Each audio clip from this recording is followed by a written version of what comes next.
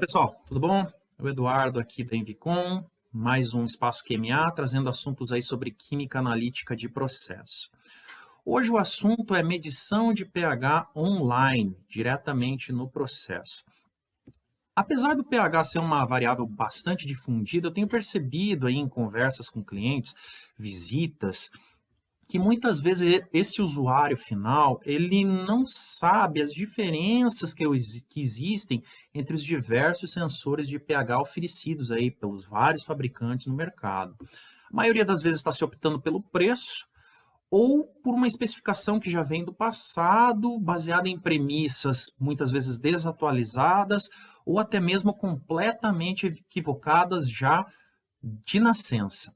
Mas afinal de contas, eletrodo de pH é realmente tudo igual? A resposta é não, definitivamente não.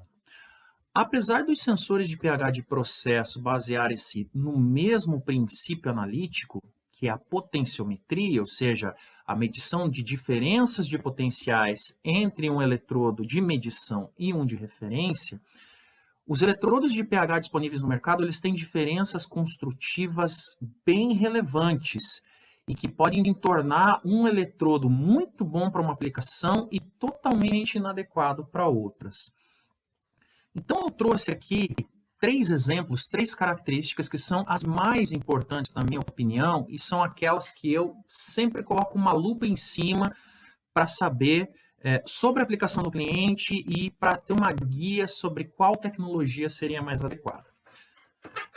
A primeira característica é a própria faixa de medição de pH. Na maioria dos casos, principalmente em aplicações consolidadas, como tratamento de água, tratamento de efluente, os valores de pH não são muito extremos, eles oscilam ali entre 4, 9 e ficam nesse meio. E isso realmente não é um problema para o sensor de pH em essência. O problema começa quando estamos medindo pHs extremos. Aí eu estou falando abaixo de 1, que é muito raro, mas acima de 10, que não é tão raro assim. O que acontece? Quando eu tenho esse tipo de ambiente de amostra, dependendo da membrana de vidro, ela pode ser mais ou menos sensível a outros contaminantes que estão presentes. No caso de pHs alcalinos, o próprio íon sódio pode acabar se ligando a essa membrana e levando a leituras menores do que o real, ou seja, um erro alcalino. E esse erro acontece de maneira semelhante para a faixa ácida também. Então, quando eu tenho aplicações com esses pHs extremos, o tipo da membrana que vai na ponta do sensor é extremamente relevante e precisa ser visto com bastante atenção. A segunda característica que eu sempre fico de olho é a condutividade. Então, a condutividade ela tem tudo a ver com a transferência de íons entre o eletrodo de referência e a membrana, o eletrodo de medição. Eu preciso ter um mínimo trânsito de íons nesse microambiente entre essas duas partes do eletrodo. Então, quando eu tenho amostras de baixa condutividade, eu não tenho íons suficientes para fazer isso. E isso leva a erros, leva a ruído na medição. Então, para esse tipo de amostra, quando eu estou falando com condutividades ali da ordem de 10 microsiemens para baixo, e especialmente para amostras de água desmineralizada, que chegam aí a meio, menor que meio microsiemens por centímetro, a chave aqui é garantir um fluxo de íons, um fluxo de eletrólito de dentro do sensor para fora. Como o meio fora não tem íons suficientes, eu tenho que aplicar uma pressão externa ou interna mesmo do eletrodo para que haja esse fluxo de eletrólito e garanta essa conexão química, vamos dizer assim, entre o eletrodo de referência e a membrana. Então, para esses casos, eu tenho eletrodos com eletrólito líquido, né, que é muito mais fácil o seu fluxo, e eu tenho pressurização externa para garantir esse fluxo. Outra coisa é a junção. Normalmente eu não trabalho com junções únicas, eu trabalho com junções múltiplas ou junções de uma ampla área para que eu possa ter um fluxo abundante. Eu tenho outros tipos de eletrodo, com junção anelar, enfim. Cada fabricante tem o seu segredo, mas é importante eu saber disso, que para eu fazer uma medição em amostras de baixa condutividade, eu preciso realmente de um fluxo de eletrólito abundante. Existem eletrodos que têm outras técnicas, por exemplo, eu tenho um reservatório com KCl supersaturado, né? Então eu tenho sempre sal ali dentro, não importa o que aconteça, mas eles têm uma certa limitação na faixa de condutividade. A terceira questão que é de suma importância avaliar para especificar um eletrodo de pH é contaminante. O que eu tenho na minha amostra de contaminantes? Óleo, limo, óxidos, abrasivos, oxidantes e mesmo espécies que podem envenenar a referência. Aí eu estou falando de sulfetos, mercúrio, prata, enfim, outros íons dissolvidos. Vamos separar. Então, eu tenho as espécies dissolvidas e as espécies não dissolvidas. As espécies dissolvidas são mais complicadas, porque elas migram através do eletrólito e alteram ali a concentração do eletrólito de referência, que deveria ser fixa. Deveria ter uma concentração de cloretos e uma concentração de prata fixa. E o que acontece? Eles alteram isso, consequentemente, o potencial de referência se altera, e a minha medição acaba se alterando muito ao longo do tempo, e eu acabo tendo que descartar esse eletrodo prematuramente. Nesses casos, eu tenho eletrólitos sólidos que bloqueiam, barram ali, atrasam essa migração dos íons para referência. São bastante indicados.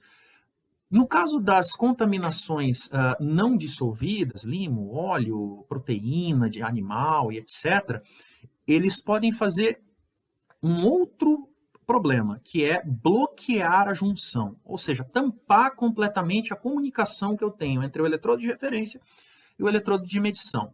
Nesse caso, a solução pode estar externa ao eletrodo. São sistemas de autolimpeza, né, com sondas que permitem a entrada de um fluido de limpeza, ar comprimido, alguma coisa que faça com que essa sujeira saia da junção. Mas, se eu usar a semelhança das amostras de baixa condutividade, ou usar junções mais abertas, junções de ampla área, junções abertas realmente, sem nenhum diafragma, isso também pode ajudar, minimiza o risco de eu ter que fazer essas limpezas com mais frequência, demora mais para eu ter essa interrupção do fluxo. Um detalhe importante dessas contaminações não dissolvidas é o caso dos abrasivos. Isso é um caso bem específico, porque ele causa danos à membrana, ele risca a membrana de vidro. Nesses casos, existem aplicações que recorrem aí a membranas chatas, membranas totalmente planas. Nesse caso, diminui-se o risco de eu ter o choque das partículas abrasivas com o bulbo, e isso garante uma durabilidade maior. São aplicações bastante específicas, mas esse tipo de eletrodo já se demonstrou bastante eficiente para esse tipo de aplicação também. É só isso? Não, obviamente que não. Existem outras informações importantíssimas para você trazer para o vendedor que vai te trazer essa nova solução de pH que você queira implementar ou substituir. Algumas das informações são conexão com o processo, temperatura e pressão da amostra, temperatura e umidade do meio, se o ambiente é um ambiente corrosivo, explosivo, enfim. Normalmente, a gente solicita ao cliente uma folha de dados, um preenchimento de uma folha de dados, para que a gente possa acertar na mosca ali qual que é o sensor mais correto. Mas essas 3 informações já vão dar uma guia bastante precisa para que lado, para que tecnologia de sensor vai ser utilizada. E é lógico, se você já tem uma aplicação que está funcionando bem, está com uma durabilidade razoável e quer, de repente, baixar os custos ou tentar aumentar a durabilidade testando outros sensores, se você tiver aquele modelo de referência para passar para o vendedor, já ajuda também. Afinal, o time que está ganhando, a gente não mexe, né? Então, a gente tendo esse modelo de referência, já parte aí para alguma solução próxima do que já está dando certo. Gostou do conteúdo? Então, sinta-se à vontade para comentar aqui no vídeo, para comentar no site, também no nosso blog.